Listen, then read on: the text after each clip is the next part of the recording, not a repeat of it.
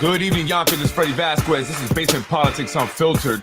Tonight, I have Westchester County Legislator Christopher Johnson joining me to discuss his upcoming campaign.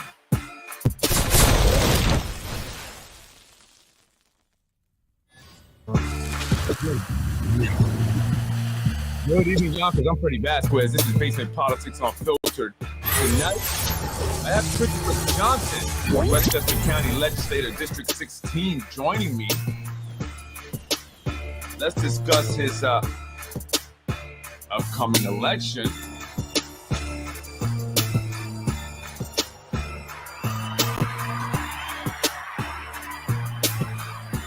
Good evening, folks. Good evening. I'm Freddy Vazquez. This is Basement Politics.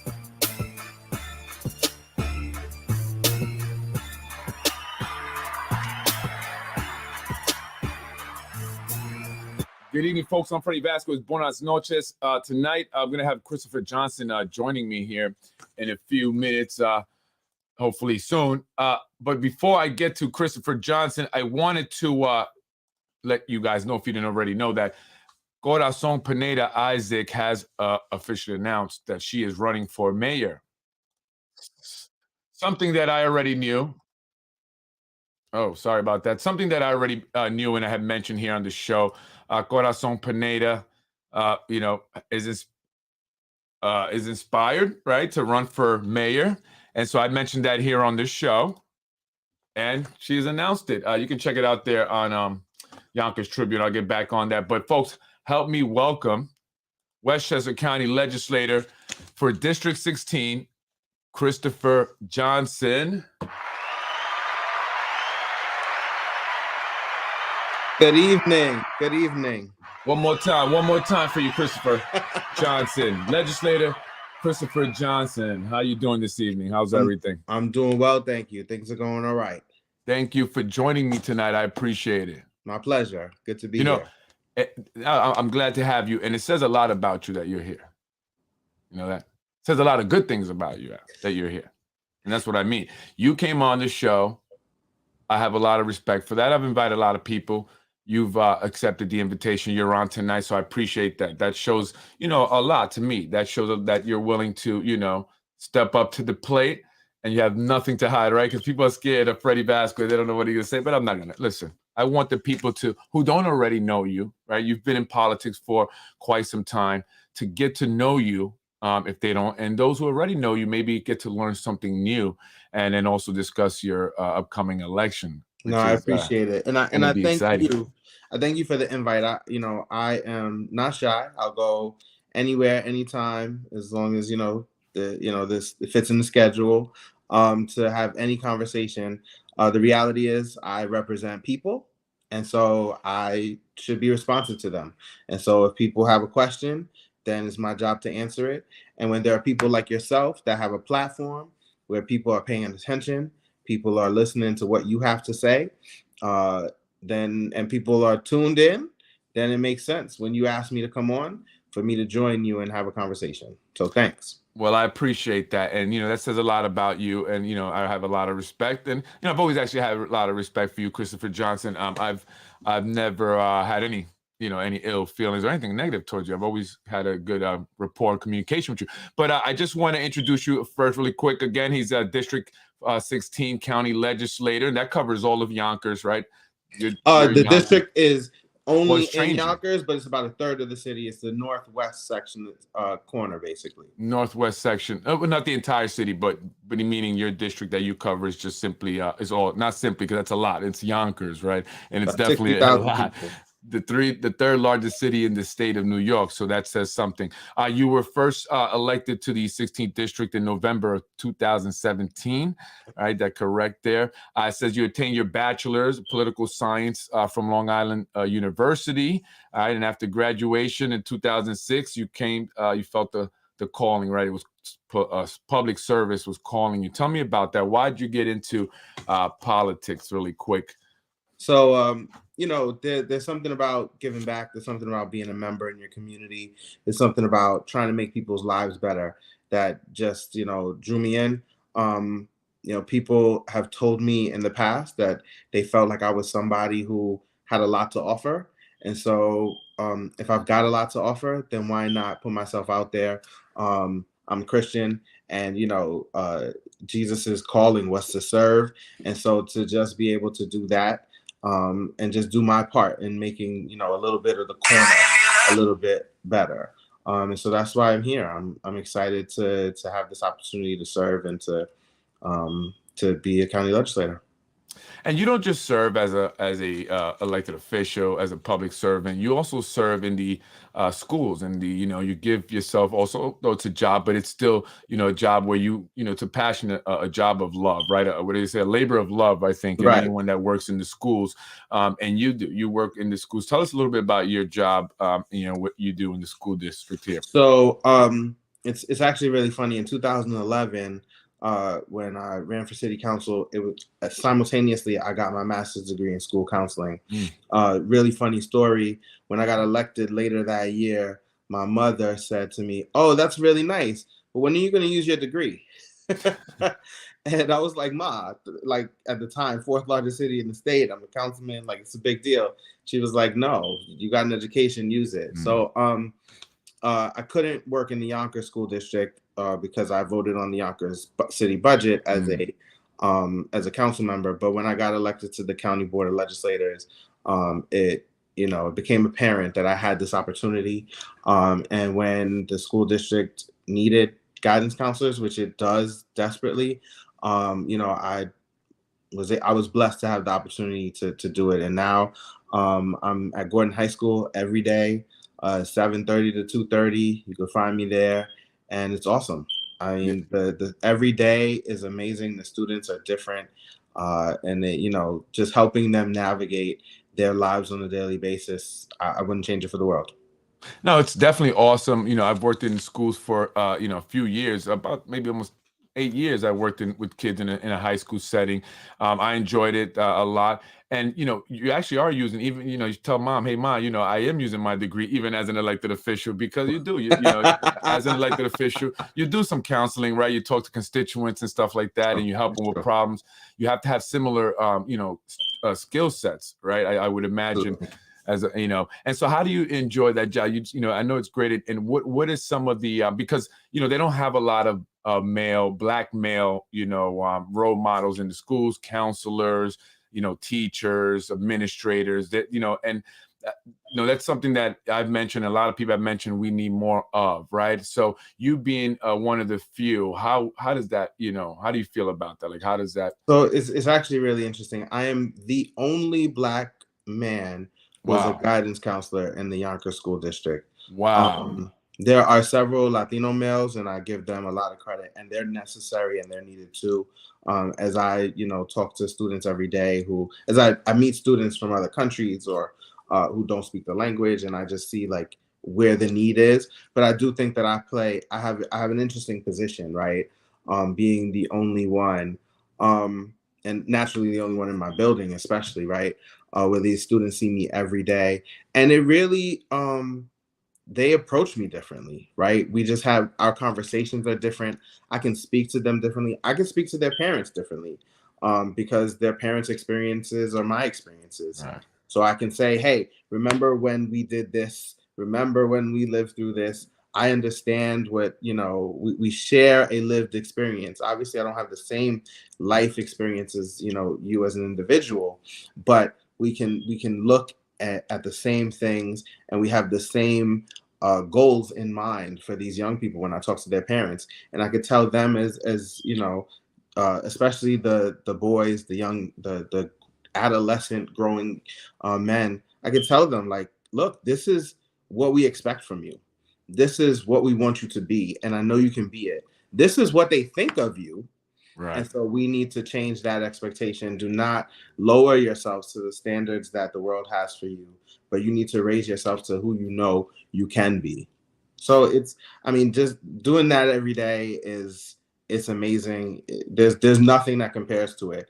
But there's also the part of it where I'm working on one at a time, and how much change can you make on a grand scale with this one student or these 10 students. And so that's why I love the opportunity to kind of have my feet in both, right? Where on a daily basis, I'm working with individuals kind of help mold their lives and their thoughts and how they move through this world. But I also have the opportunity as a legislator to work on large scale ideas that are going to change, that can possibly and potentially change the lives of thousands of people all at once. Right. Right. And that's amazing. That's incredible. So I commend you for that. You pretty much you every day, all day long, you are helping people, whether as an elected official or in your job as a counselor. And you are a living example to these young men, right?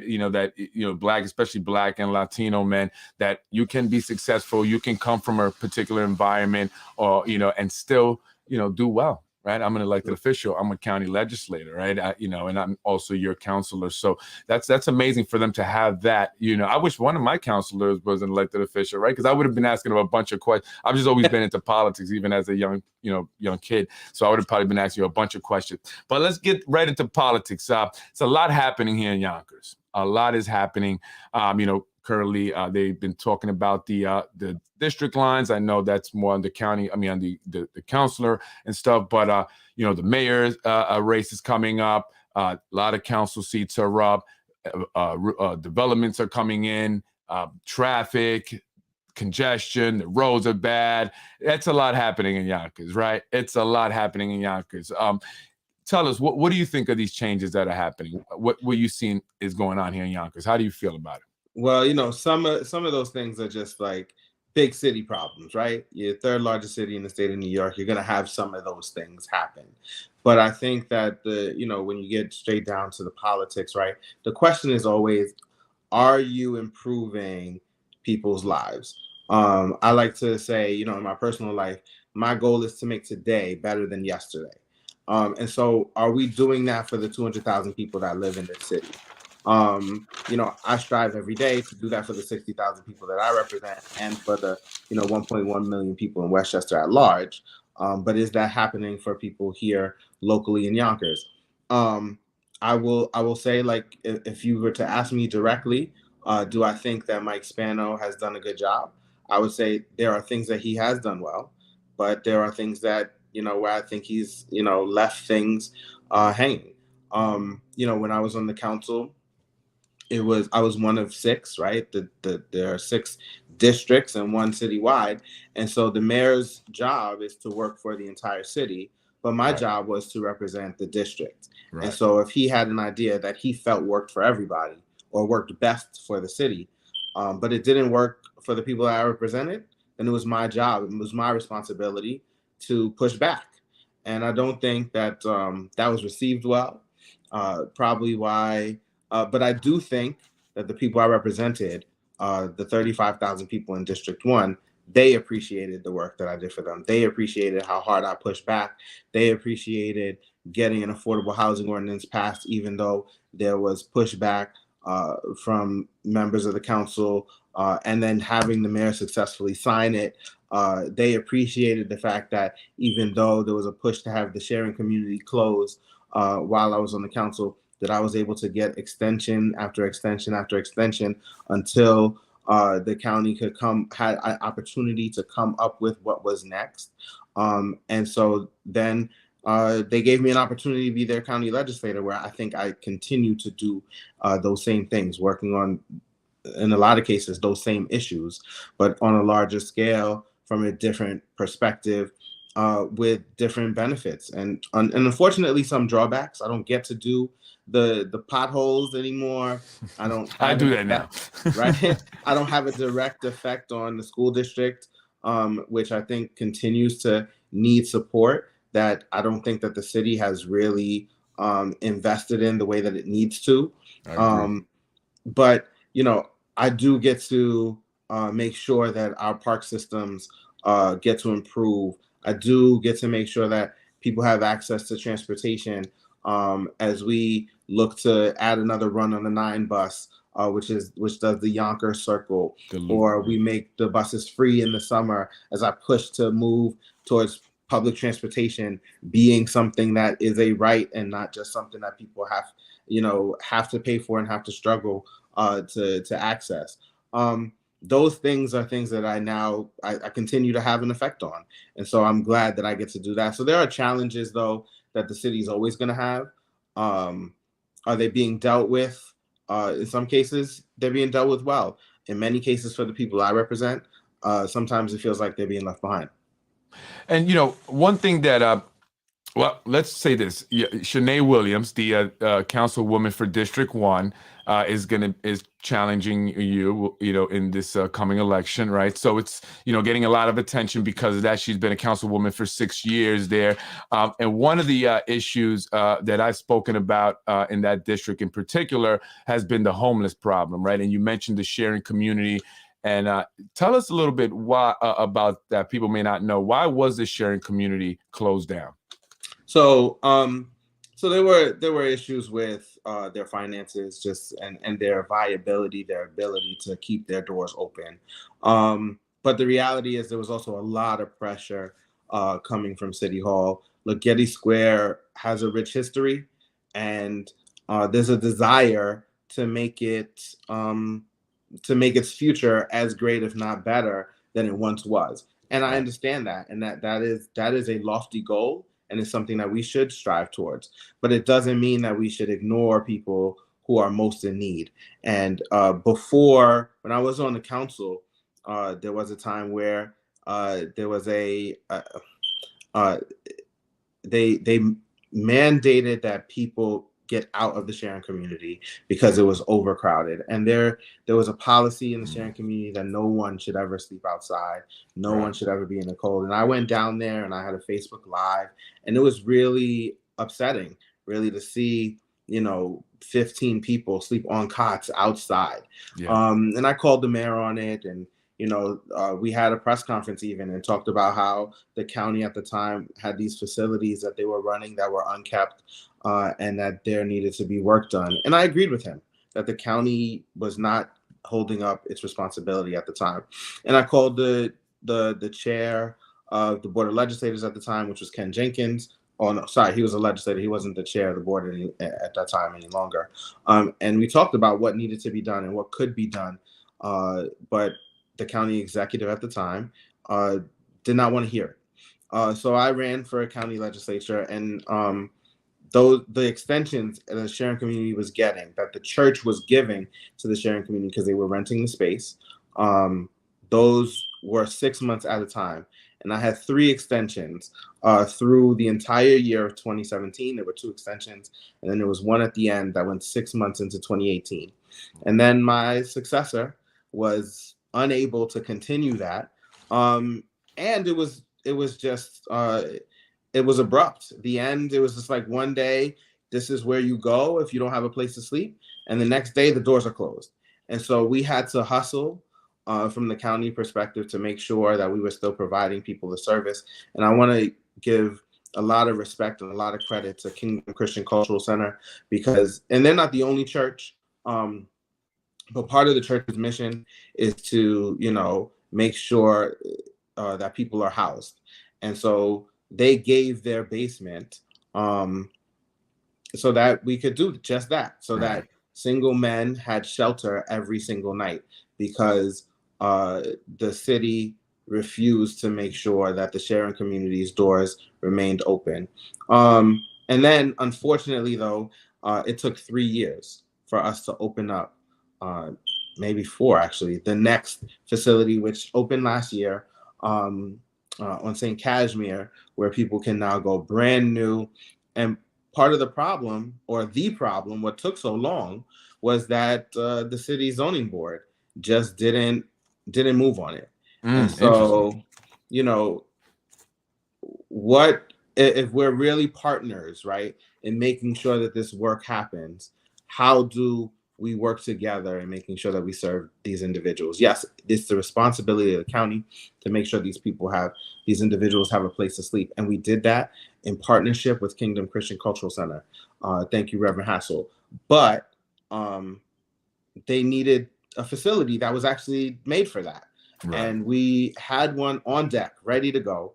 And we couldn't get over the hump because the city didn't want to be a partner. Finally, it happened. Now it's open. And there's still work to be done because people need to know that this is the location that they could go. People need to feel comfortable there. One of the things we did, we made sure that they were waking people up at 5, 6 o'clock in the morning, telling them that they had to leave the sharing community at the time. And so people would end up at the train station. They would end up, under the overpasses, on the corners, in store doorways. And so as soon as I got to the county, that practice stopped. And, we were able to keep these facilities open all day. And I've visited and watched and seen, these men who are in the middle of their day, trying to have lunch, in between whatever, watching a movie, instead of just being out on the street with nothing to do. So some of them are doing work. Some of them are making sure, are trying to get permanent housing. Some of them are getting help from the county's mental health department. And, we all deserve a break. So sometimes it's a movie showing. We all deserve something to eat. Sometimes it's just sitting having lunch. And it's unfortunate that it took so long to have the city partner with us. Right. You mentioned the zoning board. It kind of delayed or took a while. It's interesting because these developers are getting all these zoning changes like nothing right away. But I remember that video where it showed the individuals sleeping outside in cots. And I know that, the city hall has sent in the building department, and then, they started finding all these violations. And so to me, and maybe maybe this is just my perception, but it seems like the homeless problem in the Yonkers got worse after they shut down the shared community. Is that correct to say? Well, look, I think there's multiple factors at play, right? We also have to recognize that we just experienced the international pandemic, right? A global pandemic. And so people were out of work. People who had mental health challenges that they were dealing with successfully and they were productive members of society were unable to cope in that situation. And unfortunately, I don't want to say unraveled. I feel like that's inhumane, but like they weren't able to cope, and so they kind of spiraled into a situation where they need help working their way out of. Right, housing is super expensive. Right, where can you get an apartment for $1,200? Right, like, and $1,200 is a lot of money, but and that's still not something that's available. So you have people that have jobs. You have people that are struggling with challenges, whether it be substance abuse or mental health, diseases or sicknesses that need additional help. So those people end up in the shelters. You have individuals who have jobs and can't find appropriate housing, so they need a place to stay. And those are challenges that we continue to have. However, what I do want to point out, right, there's also this and that's the visible aspect of homelessness, specifically in Yonkers, is very rarely, there are 2 examples that I can think of off the top of my head, but it is very rarely female, because the YWCA has done a wonderful job in making sure that women have the opportunity to be housed at their facility daily. It is almost never, I can't think of any, families, because there's no family facility in Westchester. So a lot of people stay at the Coachman in White Plains, or in a facility in Mount Vernon, or they're in one of the emergency service units that do exist in Yonkers.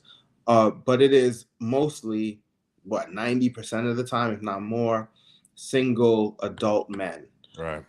And that's just a challenge. I think it's a societal challenge about how men, what men have to deal with, how they deal with it, right? We often hear like it's okay to cry, right? But then you tell your young boys to man up and things of that nature, right? And how does that manifest itself? And so all of a sudden in adulthood, you have all these challenges, things break down. You lose your friends, you lose your family, you lose your housing, you lose your job, so on and so forth, and you end up here, and who knows how that breaks down.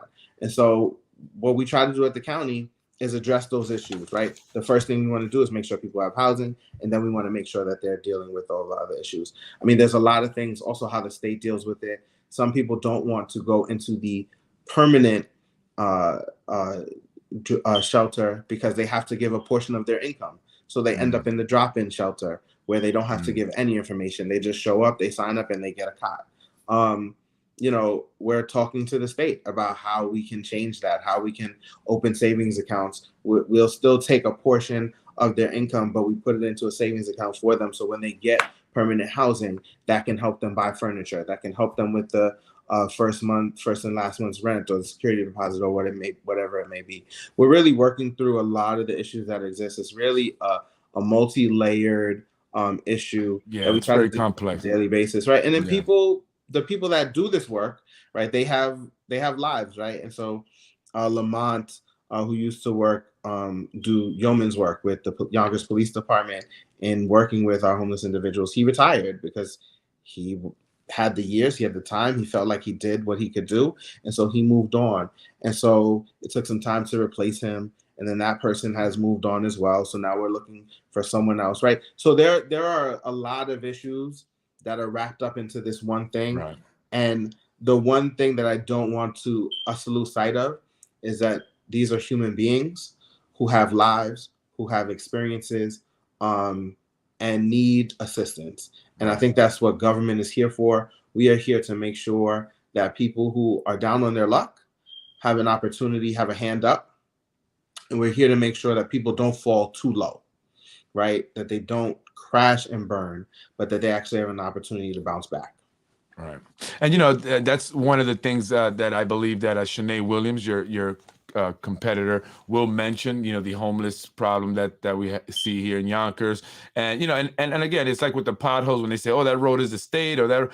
I say, well, look, it's the people of Yonkers that are being impacted. And I think everyone should, pitch in and, granted, maybe the county somehow, but I think everyone should pitch in, especially if it's your constituents that are kind of being impacted. So, but, I just feel like that's one of the things she's going to mention and I'm sure it's going to come up, which is why I wanted to ask you that question. Hello, Chris and Freddy. I hear so much about the homeless population feeling safer on the streets than in these so-called shelters. Why can't these shelters have adequate security to not only ensure the safety of the homeless, but keep them off the streets to better ensure the safety of the general public? That costs more money.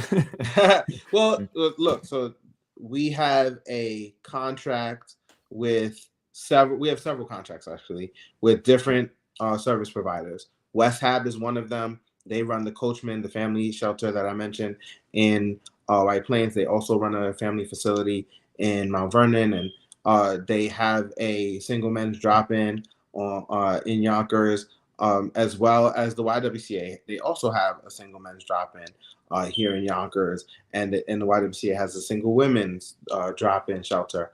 And so, again, the face of homelessness, right? Who's telling you that? Because where is that being heard? Because most single women feel like it's a-okay to go to the YWCA and take part in the programming that they have there on a daily basis for them. I mean, I've seen like arts programs running with these women during the day when they are at their leisure time.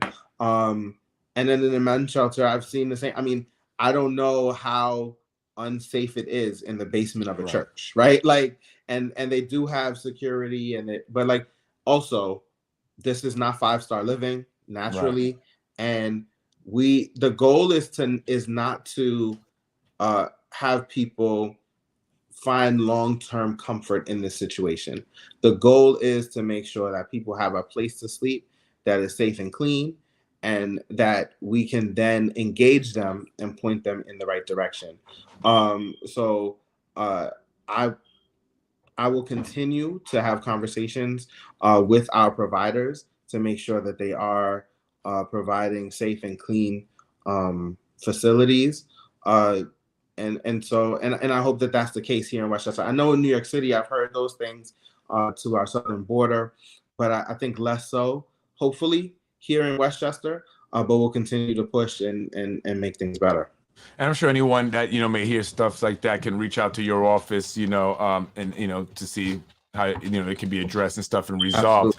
Switching gears really quick, Christopher Johnson, Legislator Johnson, you and I became acquainted more over an issue that I had with CPS, something that my wife and I found to be a real big problem, and that's false CPS reporting, right? And so we, and specifically my wife, started communicating with you in your office to, try to do some things about that. And you were at one point the chair of the Department of Social Services Committee, correct? I have a question here from someone who, many people deal with the family courts. What's your opinion about child trafficking by CPS and family court in Westchester County? Because removing children from good family is trafficking. Poor people can't afford an adequate defense. Well, I mean, I don't know if and I get it what you're saying, but I don't know if you want to child trafficking by CPS. I don't know if that's ever been. I hope my face doesn't turn into a meme when I saw the question pop up on the screen. A lot of people deal with the CPS family courts. Children are removed.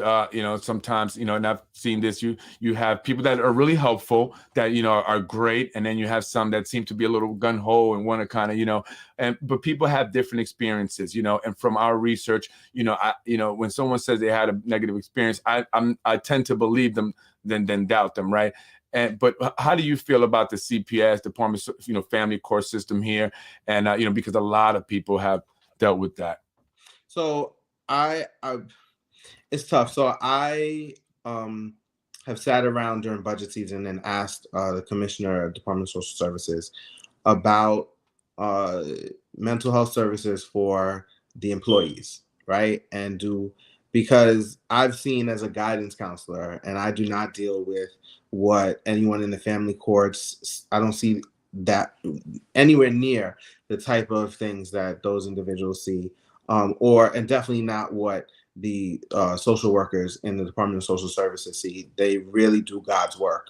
And I've had situations where I have had sleepless nights because of what some of the students who I've been working with are dealing with.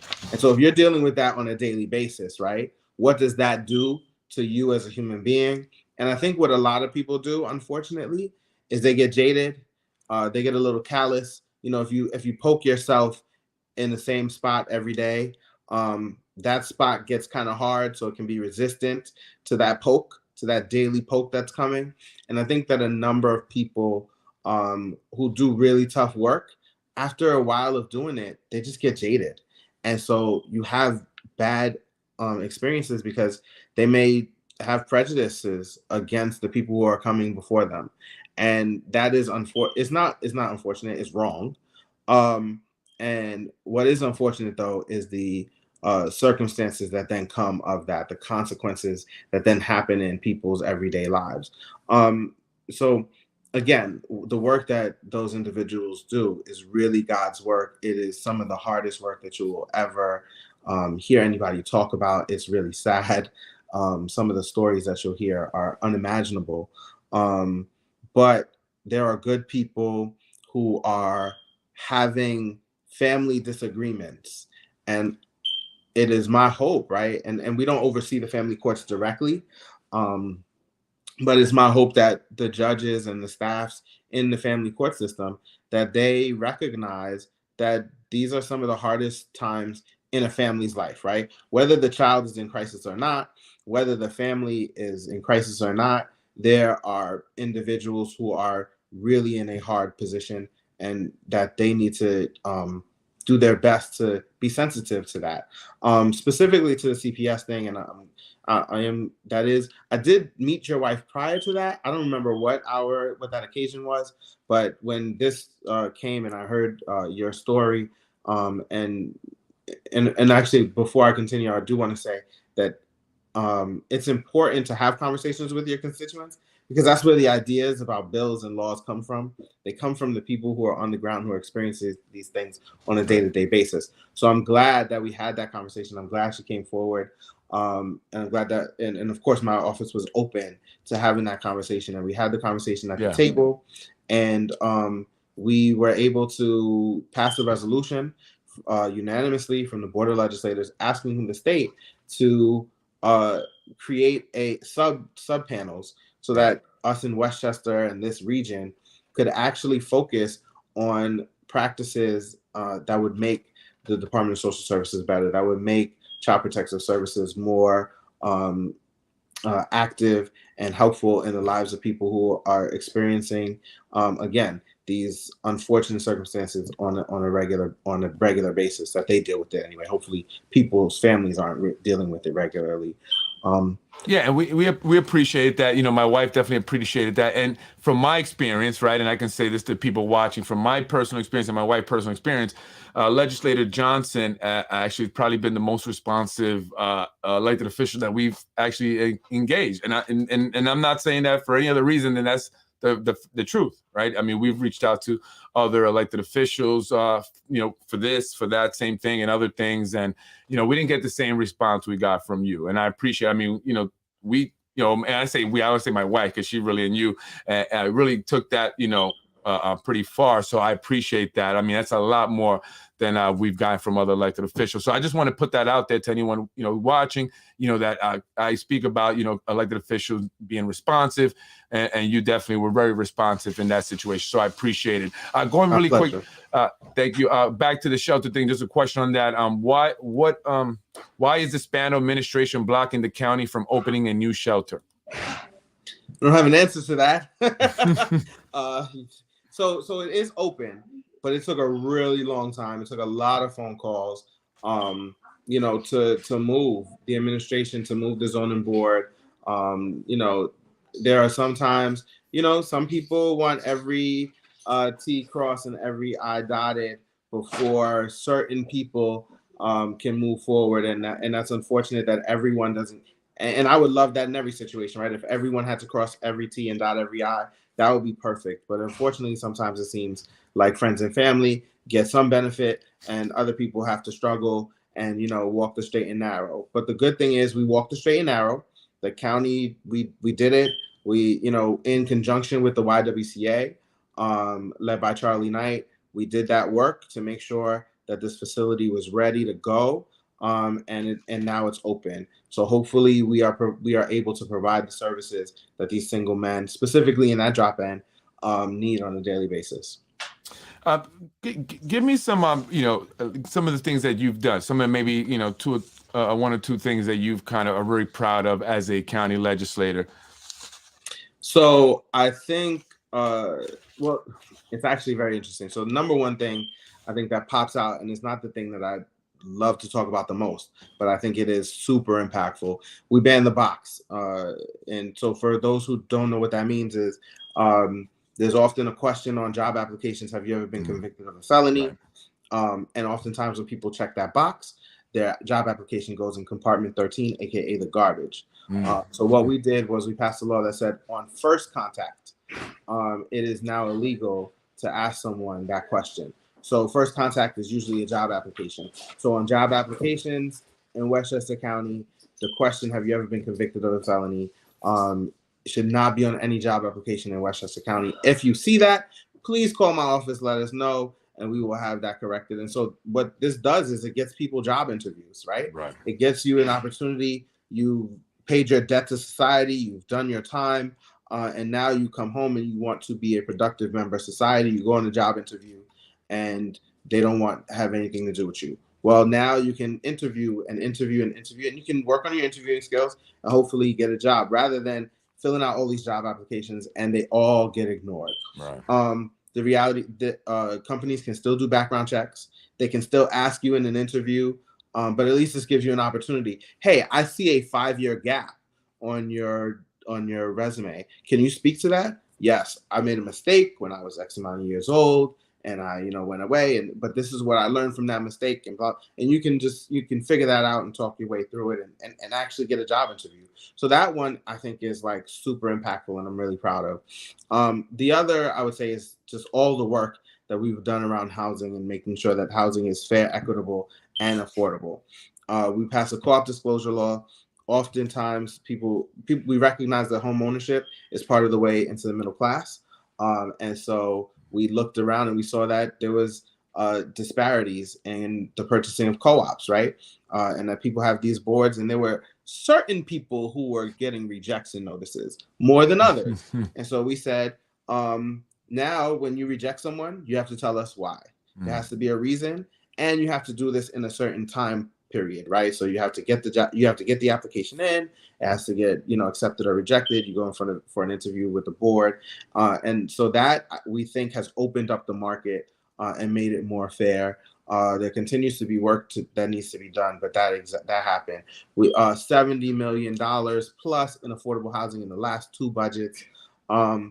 Especially, and that $70 million doesn't include the $10 million that I personally was able to secure in our budget for a program that the county executive named LTAP, Landlord Tenant Assistance Program. And what that did was it recognized that during COVID, there were landlords who could not do the upkeep that needed to be done to their properties because people weren't paying their rent because people didn't have the money to pay their rent. And so that means a boiler might have broken. That means the awning might have fallen, or the steps or a sidewalk might be cracked. Well, so now what we did was we said, if you have 8 units or less, and your units are affordable, we will provide you $25,000 per unit to do those repairs. Wow.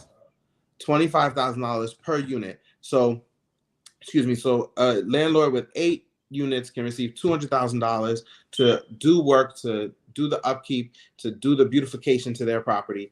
And they have to make sure that the rent is affordable. I mean, this is the work that we're doing. We're not just talking about building new affordable housing, the $70+ million that we put into the last two budgets, but we're also talking about maintaining the current level of affordable housing so that people don't lose their housing.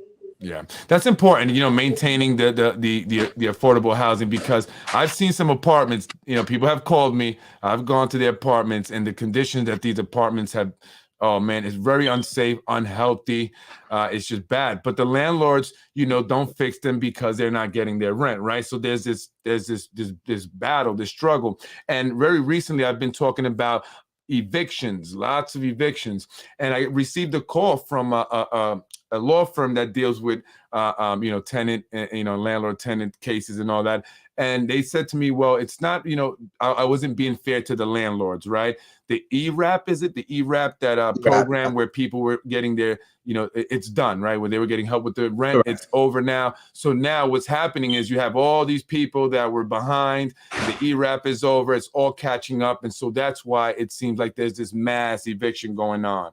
Do you tell me a little about that? Two things, right? So one, I want to ask that you continue to use your platform to talk about LTAP, to make sure that these small landlords recognize that that there's money available to do this work, right? Free money. All you got to do is make sure that your place is affordable and that the work gets done. And we give the funds directly to the contractors. It doesn't go to the landlord, so there's no filling your pockets with taxpayer dollars. So that's one.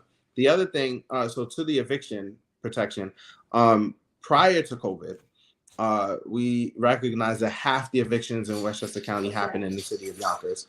And so we did an eviction protection pilot.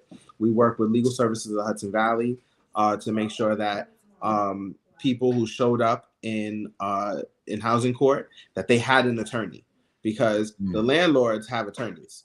And so if you have the landlord's attorney against me, I wouldn't know what to do. Like, somebody took me to court and tried to evict me. I'd be like, I don't know, like, judge, can I just please give me another month while I figure this out? Right. And so that's what people were doing. When there were reasons, though, that they were withholding rent because they had to pay a high electric bill because they didn't have heat, and they used the oven, which you should never do. Right. But they used the oven to heat their home, and now they had to pay a massive electric bill rather than just their home being heated properly and them being able to pay their rent, right? Or whatever it may be that they, whatever reasons that they couldn't meet that payment. Now, when they go to court, there's an attorney that they have with them. And so we've had 95+% success rate in making sure that people stay in their housing. And that's what I'm talking about, like making sure people stay in the housing that they have. So we started that pilot program first in Yonkers. It was so successful. We put additional money back into the budget to expand it to additional cities in Westchester County. Then we did White Plains, Mount Vernon, and the Peekskill, Ossining area, because their housing court kind of deals together. And we expanded it there. Now we've decided that this needs to be a full-fledged right that all residents in Westchester County have access to, all renters have access to. And so we are currently, at this moment, working on an access to council bill that would give access to attorneys for people who go to eviction, who are in housing court and facing eviction. So as long as we have enough attorneys, you will get one for your case to work with you to push back. It is very similar, not exactly the same, but if you get arrested in criminal court, you have the right to an attorney. Everybody, your Miranda rights. And if you can't afford one will be provided for you. Right. We are moving towards that type of model. We're not there. We can't say that you have a right to it. We can't say that we're going to make sure that it happens, that you have one. But what we're going to do is make sure that access is available. That if there is an attorney that is available for you, we will make sure that they're there working on your behalf so that you can stay in the housing that you want to live in. Right? You're there. You've signed a lease with the landlord, and you're fulfilling your responsibility to the best of your ability and according to what's structured in your lease. Well, then you have the right to continue to stay there, and we want to make sure that we're making that we give you that opportunity. So that bill, like, there's one little hump that we're about to get over, but I think before the spring gets here, I think we'll see that bill pass. I think that's great, because in the past, I've helped individuals out, or people have asked me for help with, paying back rent, and also even helping with, money to pay for an attorney when they've had to go to the eviction court. So, I've seen a lot of people, go through this process. Not a nice thing to go through, people losing their home. You have kids and stuff. It's a horrible situation. But as a landlord, also myself, I own real estate. I understand, the landlords, at least from the small point, right? I'm not a big developer. I don't have these, but I do understand that we do have bills. Really quick, switching up, and then, I'll let you go. I know you're a busy man, but police question, Mr. Johnson. In the wake of Memphis, pundits are discussing the way that retaliatory behavior by police brass discourages good cops from reporting bad ones. What can legislators do to disrupt the ferocious patterns of workplace retaliation that cops usually face for speaking out about internal misconduct? And he's referring to the the incident in Memphis with the 5 officers. Right. And so what can be? Yeah. I want to first, send my heartfelt sympathies to the family, and to the families of every person that has to deal with police violence, in our society. Just like me, right? Police officers are public servants. And so their goal, like mine, should be to make people's lives better, make their lives safe, make them feel safe, make sure that they get the things that they need and that they're protected in the case of police officers. What we saw is despicable. I do want to talk, I just want to mention, right, that just because the officers were Black, it does not speak. It speaks to the culture of just disgust towards Black bodies, and just seeing Black people and not caring about what we do. And that permeates cultures, right? That is not about a person or people. That is a culture that is created and is fostered. And unfortunately, in several police departments, not in all, that is a culture that exists. And so we need to work to diversify our police departments, to make sure that different people from different cultures are having conversations about what is right, what is wrong, what people in different communities are experiencing. I'm actually working with Daqueen Monroe, who has a nonprofit dealing with people with autism, about how to make sure, we haven't started this, but we started the conversation about how to make sure that police are prepared when they approach someone who may be autistic, right? Because so many people that are arrested have a mental health issue, or that a challenge that they're dealing with. But also what we need to do is we need to find other ways to make our community safe, right? There are things that we can do in society to make sure that society is safe without just talking about police. And if we continue to believe that we can only make our society safe if there's more police, then we're moving in the wrong direction. And I know that when I say that, there are people who are going to be like, oh, he's anti-police. But I ask you this question. If you saw a police officer on every corner, would you think that that community was safe?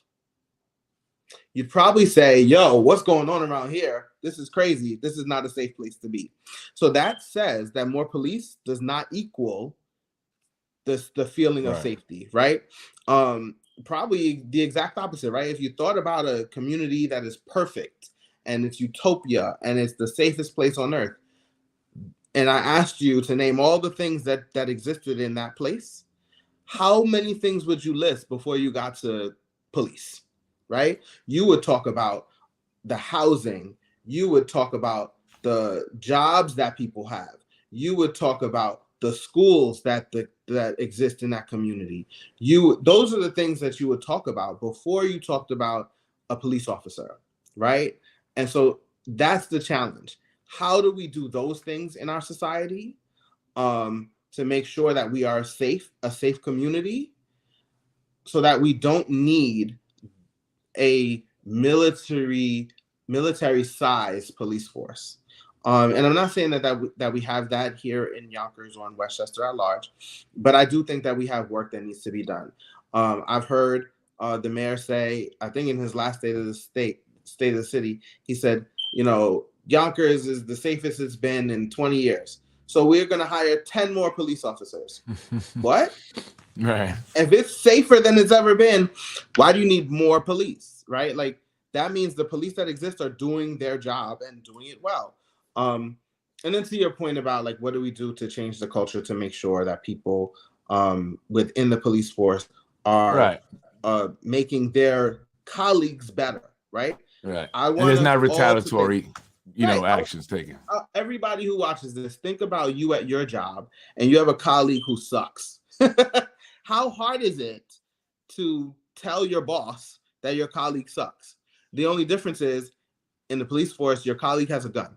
And that is a problem that we have to continue to deal with. We are looking to introduce, as soon as we're done with this access to counsel bill, hopefully we will be introducing a bill that we're calling the Office of Police Accountability at the county level. It's basically a civilian complaint review board. And we're going to use that tool. We're going to ask for municipalities throughout Westchester who desire to be a part of it to jump in on it. And that's going to be when there is a negative policing situation, whether it's in-house or it happens with the public, that this accountability group, this board, would then investigate those situations and come up with findings, and then potentially give those findings back to the municipality for them to act on. But these things would be public, so that the public would see that, look, here is what happens when you do something that is wrong. We will investigate. We will make our findings known publicly, and then the local police department. I think this is how the bill will end up playing out. Then the local police department will have final say about how that officer is reprimanded or officers are reprimanded. So hopefully, we continue to move towards, one, a safer society, and two, a society where we can believe in all of our public service individuals, police included. And what about the question specifically about police officers who see other police officers doing inappropriate things and they want to report it, but then they're scared because it's happened here in Yonkers. I've been speaking to some officers. They have this they're concerned that there's going to be retaliation, right, from higher ups, not and so they don't report it because of that. They don't want So I'll say this: you and I were at a meeting recently with some tenants, and they spoke about if there's something in their community that they don't like, they go to the police department, their monthly meetings, and they tell the captain. And if the captain doesn't do it, then they tell their local elected official and the mayor. And if it doesn't happen there, then they elect new people. And I think that is how these police officers who struggle to respond to their colleagues who are bad apples or bad actors, I should say, they've got to go up the chain, right? You talk to your superior, who talks to their superior, and eventually, right, it's got to get to the commissioner. And if the commissioner ain't doing it, then it's got to get to the mayor and to the council members. At the county level, that means it's got to get to the commissioner, then to the county executive and the board of legislators. And it's our responsibility to do that work and then organize, right? If it is not just any other job when you're a police officer, but it is a job, and you have the rights and responsibilities of everybody else on the workplace. And if that doesn't work, as you mentioned, then you have to vote for new elected officials, and that's what we have an opportunity for the most part of the means to do this year here in the city of Yonkers, right? The mayor, where a lot of that comes down from, the very, very top, and some city council seats. We have to come out and vote because, to that question, I'm not sure if anything's going to happen while we have certain elected officials, here in office. Christopher Johnson, you're going to be going up against Shanae Williams. She's very well known. Both Black Americans, so it's not going to be where somebody's going to pick a color. You guys, it's all equal, I guess, in every way. Well, yeah. Let me not. I mean, meaning in the superficial stuff and what people look for. She's not a bad person, right? I don't want to say anything negative about Shanae. No. And you're not a bad person. So you guys, but when it comes, I guess, to being elected officials, that's where you differ. And I think that, again, from my experience, I would, tell people that is true. I believe that. I believe that there is a difference with Christopher Johnson in how responsive he is. He's been very responsive to us and my family, and I appreciate that. So, again, I tell that from my experience. But you have to come out and vote. You have to vote for someone. Right. And I'm sure Chris Johnson, right, wants it to be him. And I would probably tell you guys to vote for Chris Johnson, but I don't want to ever, tell anyone who to vote for. I just want to put the information out there and let them choose. I will say this. Thank you for having me on. I look forward to coming back in the coming months. Absolutely. As the campaign grows. We haven't really started doing campaign work from my perspective. I've made some phone calls and we're doing some of the things that need to be done because the election calendar is what it is. We're still doing the work. And I think that's what you saw in this conversation today. Me talk about the work that we're doing. But as the campaign grows, as the election year moves on, I know we'll discuss the differences between me and my opponent.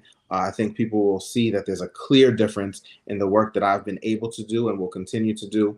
There's a reason why my colleagues have elected me to be majority leader of a 15-member caucus, because they believe that the temperament that I have is one that will allow us to get things done and make people's lives better here in Westchester County.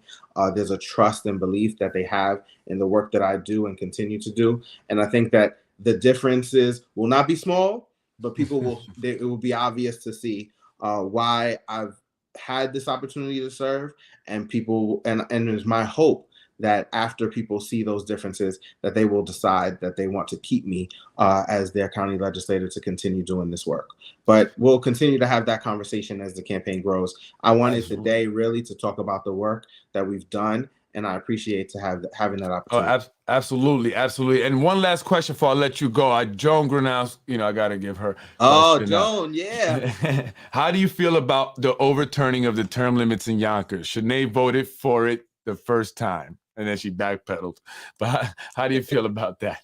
I would not have supported it either time. I'm not a fan of term limits in general, but I do think that one thing stands out in Yonkers specifically, that the public, the voters, the residents of Yonkers voted on 2 separate occasions to have term limits instituted, and people felt comfortable with it being 2 terms.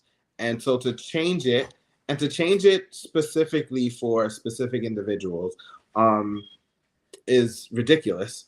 Right.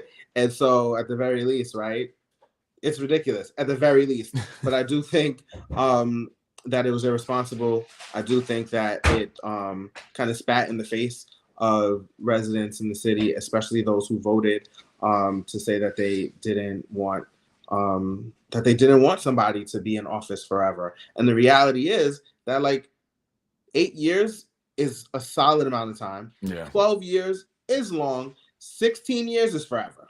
Yeah, that's way too long. I agree with you. County Legislator Christopher Johnson, District 16, thank you for joining me tonight. I appreciate it. Jones said, not in your district, but I would vote for you. There you go. Jones. There Is that you an go. endorsement? There you go. That's an endorsement.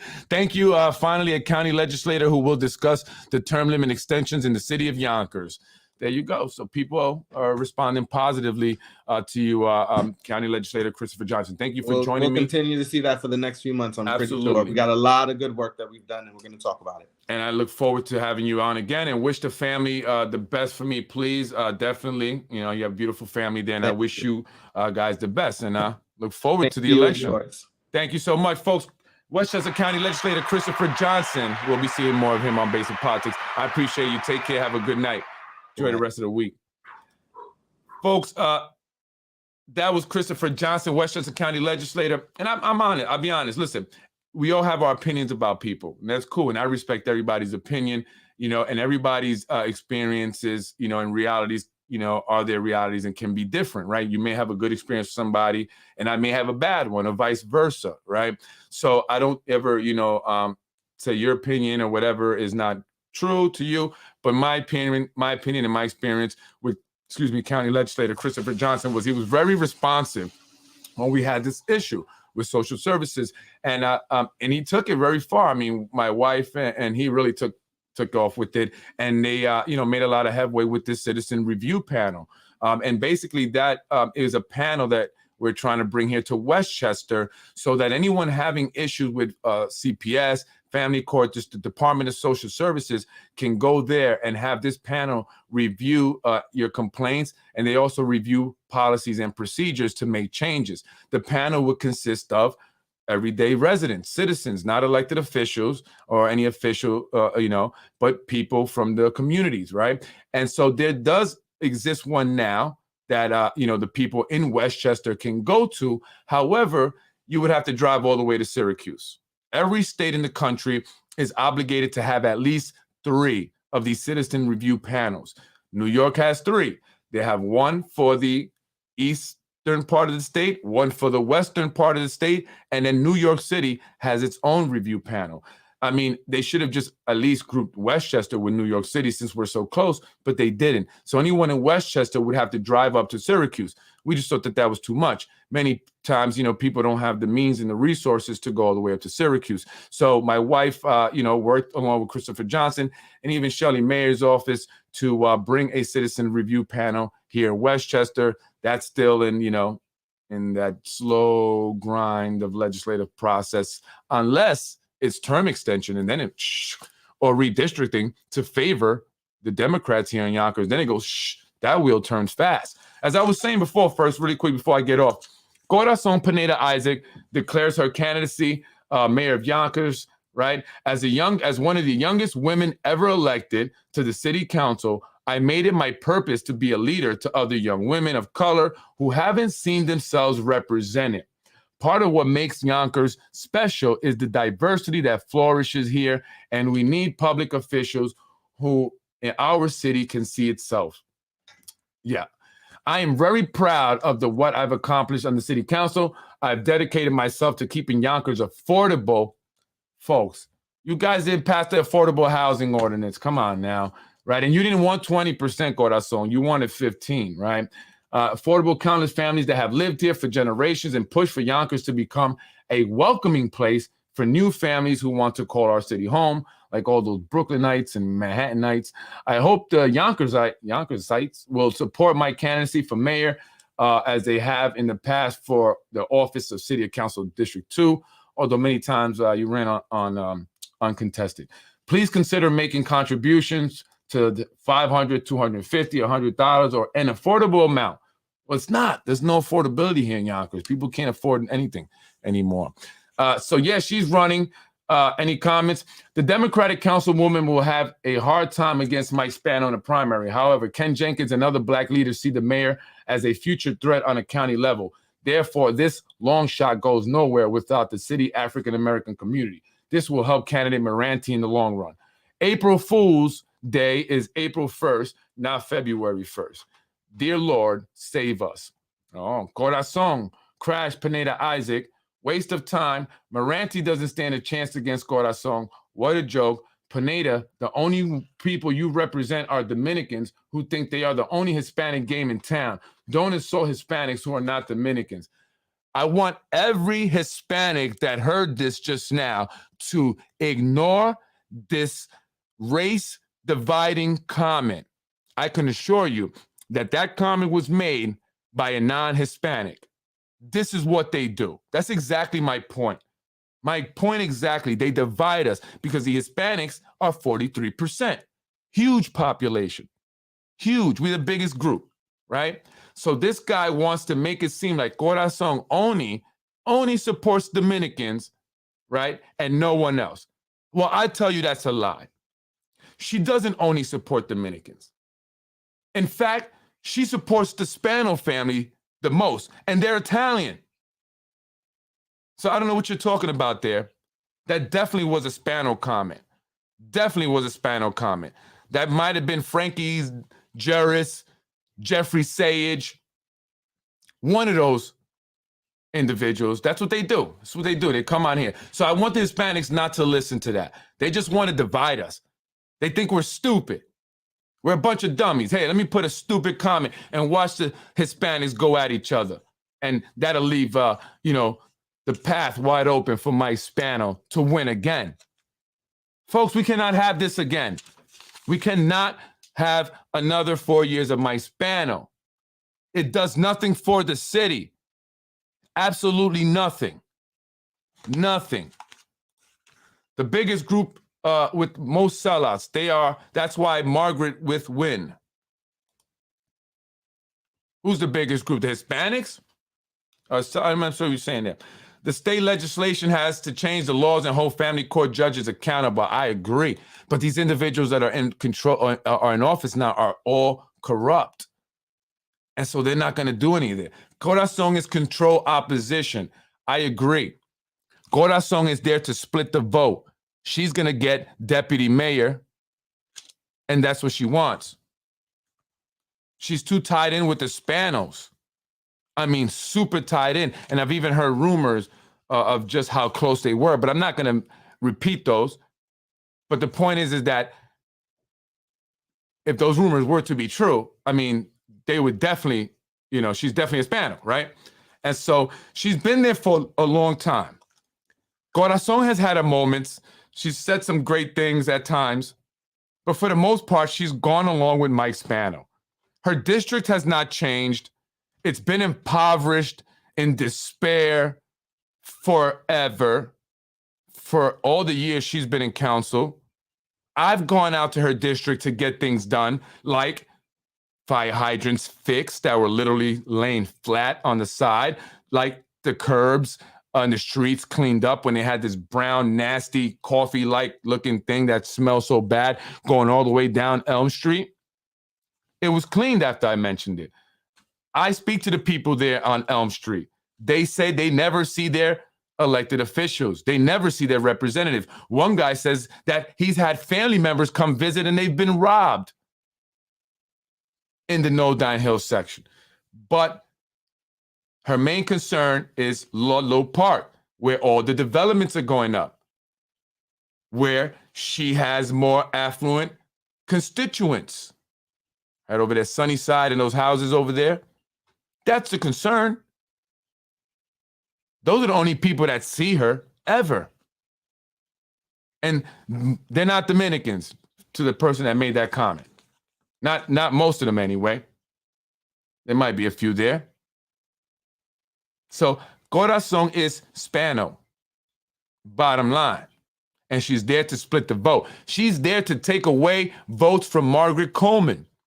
2 women, minority women. One is black, one is Latina. Although most people, may not realize that, because a lot of people assume that Corazon is black. Like a lot of people assume that my wife, who's black, is Hispanic. Right? She gets this the opposite. So that's what that's about. Splitting the vote. 2 women, 2 minority women, and they're going to split the vote, and Mike Spano's going to cruise right on through the primaries.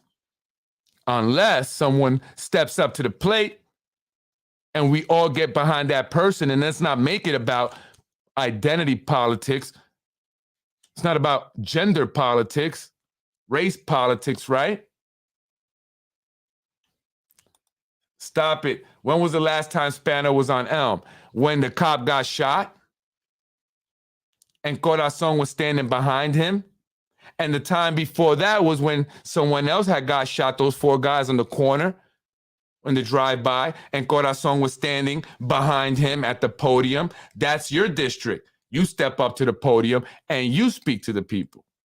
But she stood there, quiet, head down, as if she had just failed the test. Who she owes allegiance to is up for grabs. She got her full-time job from Latimer. I think she runs in and off year for the city council race, not up for re-election in that seat until 2025. She has nothing to lose in running for mayor. Absolutely. And she says she can raise the money. And so I don't know. We'll see. I think she's there basically to split the vote. Bottom line, she's there to help Mike Spano. And that's a fact. That's a fact. Ruth Walters, intention candidate for Westchester County Legislature, District 15, which comprises of Bronxville and parts of Yonkers, is a racist bigot. Look at this. Look at this. And folks, I want you to know exactly what this paper is all about, the Yonkers Tribune. Hezzy, sometimes he does good things, and then other times I just don't get it.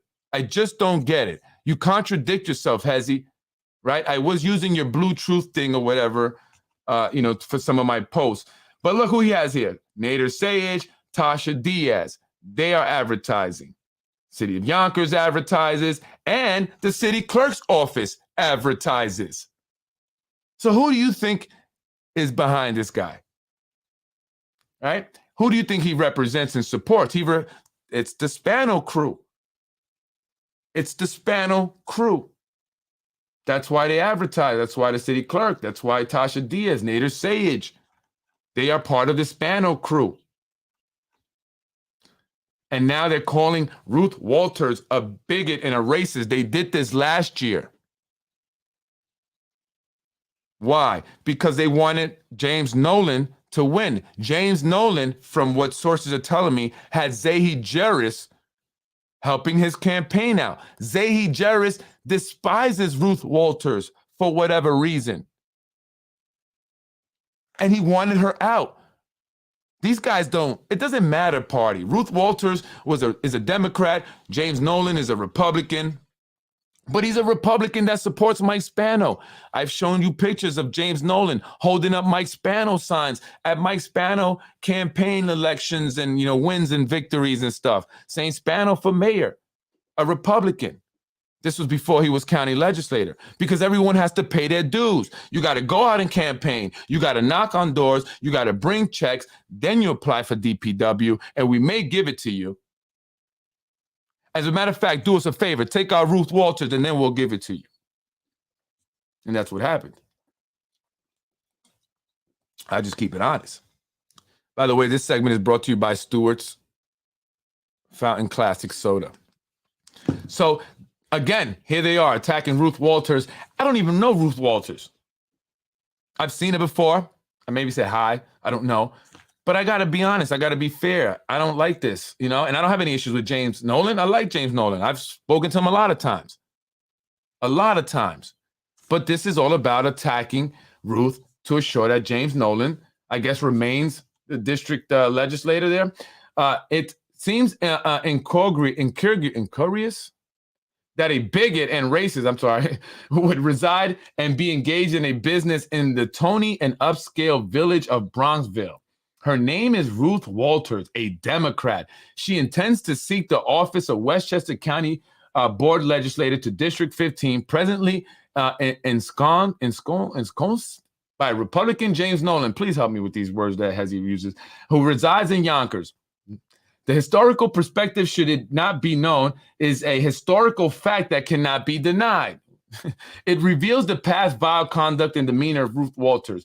Her debauched demeanor was not acknowledged by her, nor did she apologize for her conduct. As much as her store is patronized for a variety of cheese she sells, she is nevertheless reviled by many Bronxville and Yonkers for her past conduct noted below.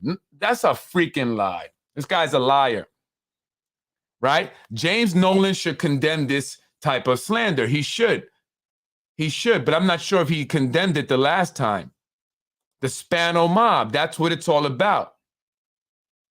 And Hezzy was going after the Spano mob until he got sued, which is still ongoing. He has Michael Sussman, I believe, representing him. But I thought Michael Sussman wanted money, right? Who's paying for him? Who's paying for Michael Sussman? I hear Hezzy has health issues. So who's really running the Tribune? Who is really running the Tribune? Many are saying that Zahi Juris is truly behind the Tribune these days. It would make sense. He is the guy that's behind James Nolan, according to sources, right? You are right. Margaret Corazon staying in the race with would be a sure win for corrupt Spano. Absolutely. That's why she Corazon is running, right? Margaret Coleman, you know, I like Margaret Coleman. I do. I'm just concerned about her ability to, you know, attract certain voters. You know, some voters may not vote for her. You know, I'm sure she'll do well with the African-American community, the West Side, some of the, you know, African-American churches. But we need more than that. You need more than that to actually win. Right? You have to get some of the, you know, Democrats on the East Side, some of the white Democrats, some of the conservative Democrats, as they call themselves. Can she pull it off? Can she pull it off? You know, and then Corazon now in the race, she's going to take away votes from Margaret Coleman. And that's, you know, that's the plan, I believe. That's the plan. You can't take a mayoral candidate seriously until he or she begins speaking on the endless list of Spano rackets operating in broad daylight. And I agree with you. This is my issue with candidates like Corazon Pineda, candidates like Moranti. They don't speak on the corruption. They have not called it out. And they continue to say things that, you know, it's almost like they like, you know, they're walking on eggshells. They really don't want to ruffle any feathers, right? It's like half-stepping. They're like trying to, it's like, you know, how are you going to go to war against a Spano with your hands tied, right? Or you got you know, a gun that shoots rubber bullets. Meanwhile, the Spanos got nuclear bombs, right? That's not going to work like that. She never really even campaigned last year for county legislator. She was so used to just, you know, being in the thing. She didn't think that James Nolan was going to do what he did. But he won. Maybe caught her by surprise. Maybe she'll campaign this time. Right? Maybe she'll campaign. So I just thought that article was interesting. Let me see what the comments say. We know that Nolan is right for us, but what makes Walter different? It is like choosing between cancer and leprosy. Couldn't we get a good legislator to represent us? For years, Reggie Lafayette was the chairman of the Westchester County Democratic Party.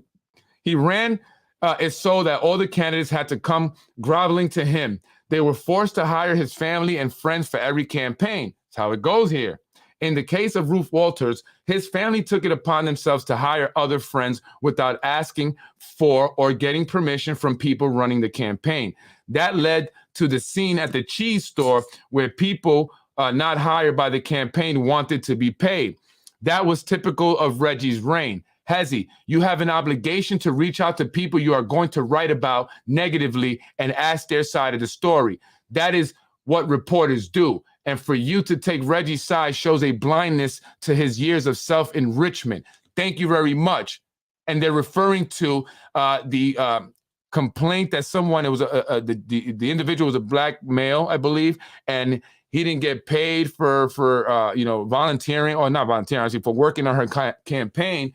And I guess was saying here that Reggie Lafayette was involved in that, right? And he, it's like when my ex-partner hired a guy to work on a job. I had a guy work one day, and I didn't know about it. The guy was pissed off at me because the check wasn't ready, but I didn't know about it, right? And then that's the whole video happened, right? Because then he sent his wife, and it went crazy because of the check. I didn't know, so that's probably what happened here. She didn't know, and then she gets all the nonsense, the mess, and everything.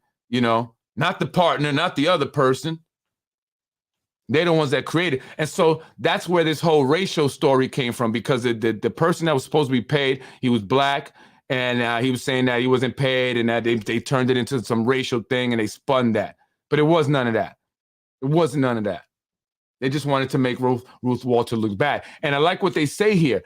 It says, Hezi, why don't you reach out to the people you speak negatively about, or you're going to write negatively about, right, before you do that? That's what you're supposed to do as a reporter. Like he put the article about me. You think he would reach out to me? No, he didn't reach out to me. He did the same thing to Mike Cater and John Cater. John Cater called him and said, hey, Hezi, why you didn't reach out to me, man? You always said to me that you would reach out if there was anything you were going to write about me. You said that, and then you don't.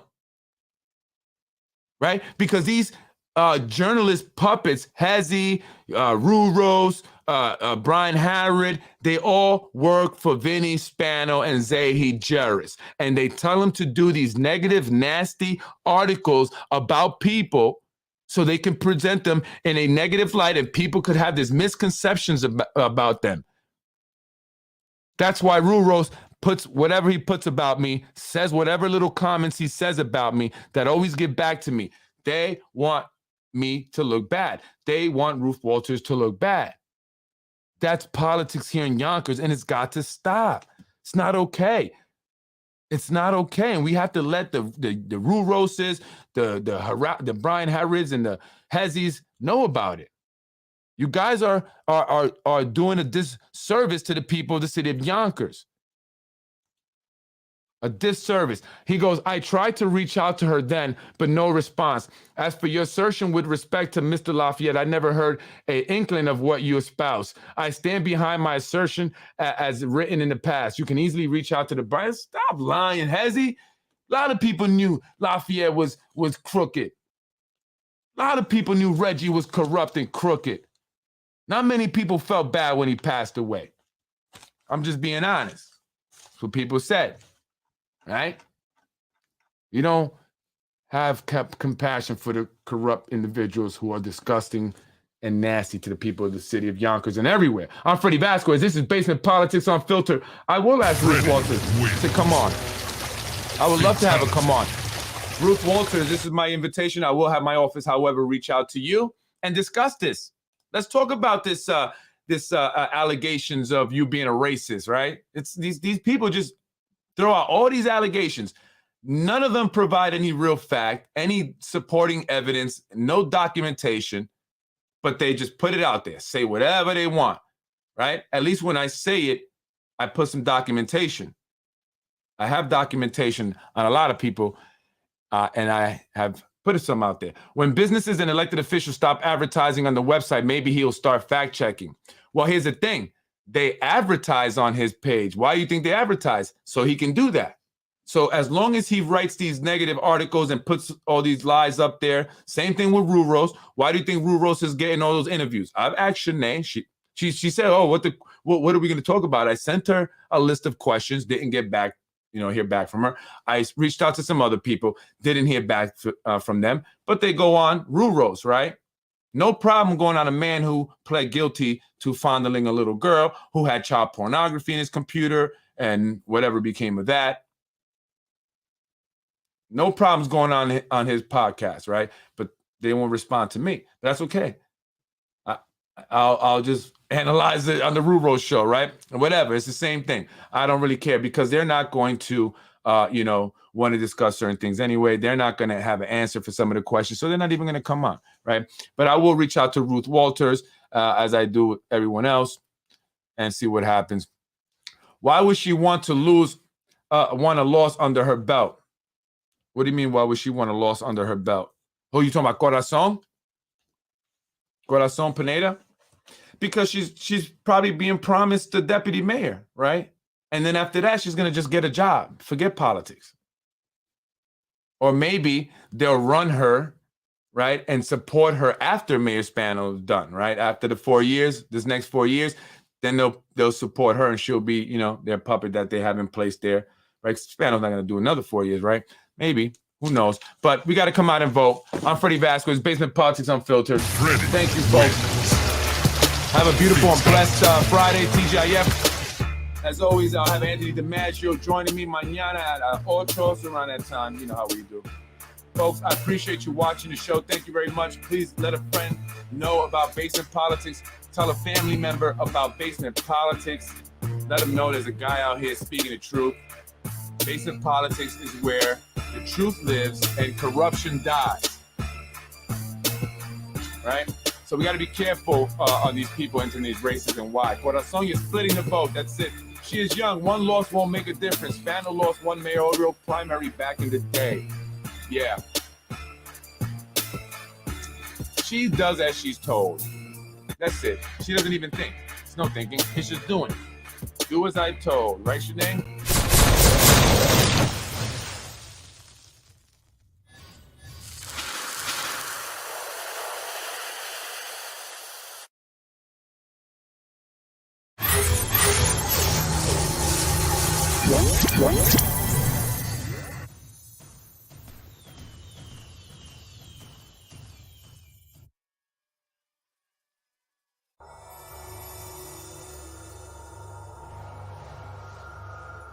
I'm going to challenge them to debates. I'm going to say to them, this is why we need to vote you out. You're corrupt. This is the facts. Here's all the documents. We're going to have it all ready. And we're going to challenge them on the corruption. Enough is enough. Time to end the corruption here in Yonkers. I'm out of here. Peace out. Where's my thing? There you go. Let's get it popping. Freddy wins. Fatality. Let's get it popping. Let's get it popping. Fatality. Hi, I'm Freddy Vazquez. This is Basement Politics. Take care. Freddy wins. Fatality.